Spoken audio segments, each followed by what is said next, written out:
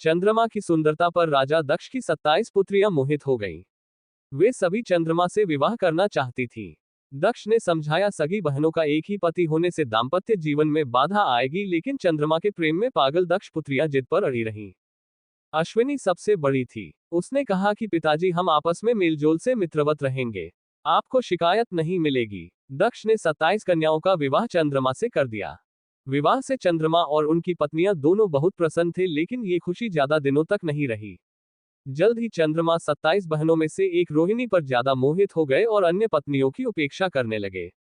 ये बात दक्ष को पता चली और उन्होंने चंद्रमा को समझाया। कुछ दिनों तक तो चंद्रमा ठीक रहे, लेकिन जल्द ही वापस रोहिणी पर उनकी आसक्ति पहले से भी ज्यादा तेज हो गई। अन्य पुत्रियों के विलाप से दुखी दक्ष ने फिर चंद्रमा से बात की, लेकिन उन्होंने इसे अपना निजी मामला बताकर दक्ष का अपमान कर दिया। दक्ष प्रजापति थे, कोई देवता भी उनका अनादर नहीं करता था। क्रोधित होकर उन्होंने चंद्रमा को शाप दिया कि तुम क्षय रोग के मरीज हो जाओ। दक्ष के शाप से चंद्रमा क्षय रोग से ग्रस्त होकर धूमिल हो गए।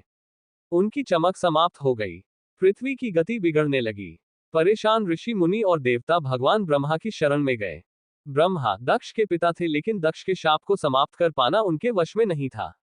उन्होंने देवताओं को शिव जी की शरण में जाने का सुझाव दिया। ब्रह्मा ने कहा, चंद्रदेव भगवान शिव को तप से प्रसन्न करें। दक्ष पर उनके अलावा किसी का वश नहीं चल सकता। ब्रह्मा की सलाह पर चंद्रमा ने शिवलिंग बनाकर घोर तप आरंभ किया। महादेव प्रसन्न हुए और चंद्रमा से वरदान मांगने को कहा। चंद्रमा ने शिवजी से अपने सभी पापों के लिए क्षमा मांगते हुए क्षय रोग से मुक्ति का वरदान मांगा। भगवान शिव ने कहा कि तुम्हें जिसने शाप दिया है वह कोई साधारण व्यक्ति नहीं है। उसके शाप को समाप्त करना संभव नहीं, फिर भी मैं तुम्हारे लिए कुछ न कुछ करूंगा जरूर। शिवजी बोले, एक माह में जो 2 पक्ष होते हैं, उसमें से एक पक्ष में तुम मेरे वरदान से निखरते जाओगे, लेकिन दक्ष के शाप के प्रभाव से दूसरे पक्ष में क्षीण होते जाओगे। शिव के वरदान से चंद्रमा शुक्ल पक्ष में तेजस्वी रहते हैं और कृष्ण पक्ष में धूमिल हो जाते हैं। चंद्रमा की स्तुति से महादेव जिस स्थान पर निराकार से साकार हो गए थे, उस स्थान की देवों ने पूजा की और वह स्थान सोमनाथ के नाम से विख्यात हुआ। चंद्रमा की वे 27 पत्नियां ही 27 विभिन्न नक्षत्र हैं।